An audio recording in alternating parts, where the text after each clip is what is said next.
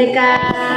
Alhamdulillah bertemu lagi dengan saya, Tri Wahyuni. Saya calon guru penggerak Angkatan 7 Kabupaten Tanggamus dari SMA Negeri 2 Kota Agung.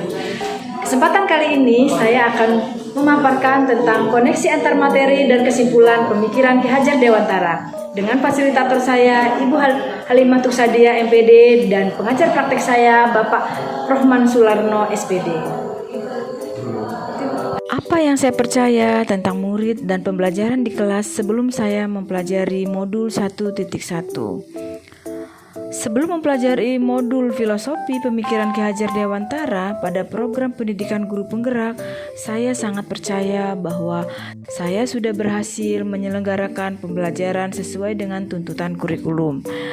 Dengan cara saya telah berhasil menyelesaikan tuntutan materi dan hanya memperhatikan penilaian kognitif yang berdasarkan KKM. Dalam hal ini saya sering lupa bahwa pendidikan tidak hanya mentransfer ilmu, tetapi ada aspek lain yang harus dikembangkan dalam proses pembelajaran, yaitu aspek afektif dan psikomotor, sehingga anak bisa mengembangkan potensi yang ada di dirinya. Yang kedua, saya kurang memahami karakter murid. Dahulu saya sering berpikir jika ada anak yang belum mengumpulkan tugas, mereka itu pemalas dan susah sekali diatur. Sering saya mengeluh mengapa mereka lambat sekali dalam mengerjakan tugas, padahal soal-soal yang saya berikan sangatlah mudah.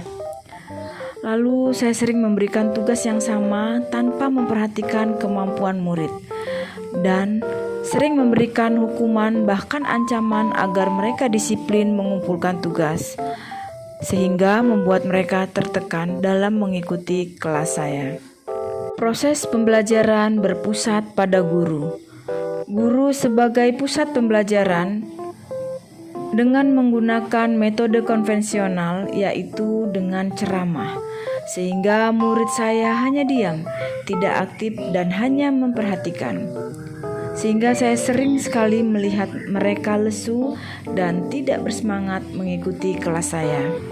Lalu saya berpikir murid pintar hanyalah yang memiliki nilai kognitif tinggi. Murid memiliki daya tangkap dan tipe belajar yang sama, sehingga saya sering memberikan tugas dengan porsi yang sama setiap murid di kelas. Setelah saya mempelajari modul ini, ada yang berubah dari pemikiran dan perilaku saya, yaitu murid bukanlah robot yang harus patuh akan instruksi.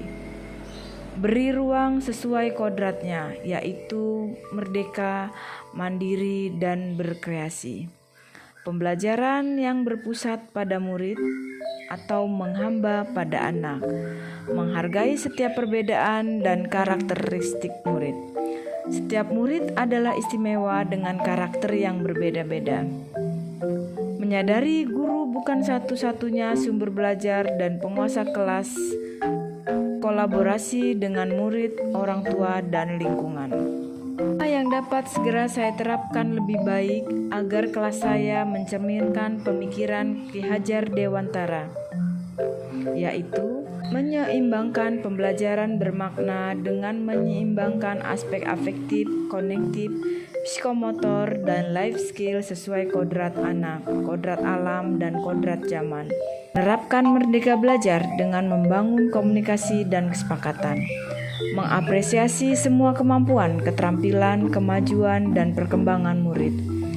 Menginternalisasi nilai-nilai karakter, melatih kecakapan abad 21, menerapkan proyek penguatan profil Pancasila, menerapkan pembelajaran berbasis kearifan lokal, menerapkan guru pamong, menuntun bukan menuntut, menerapkan pelajaran berdiferensiasi sehingga sesuai dengan karakter murid, menerapkan pembelajaran berbasis game atau kreasi.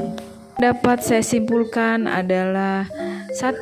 Pendidikan adalah menuntun bukan menuntut. Yang kedua, pendidikan tidak hanya kognitif namun perlu penanaman budi pekerti. Yang ketiga, pendidikan sejatinya menghamba pada anak. Terima kasih. semoga bermanfaat. Salam bahagia, guru penggerak, bergerak dan menggerakkan.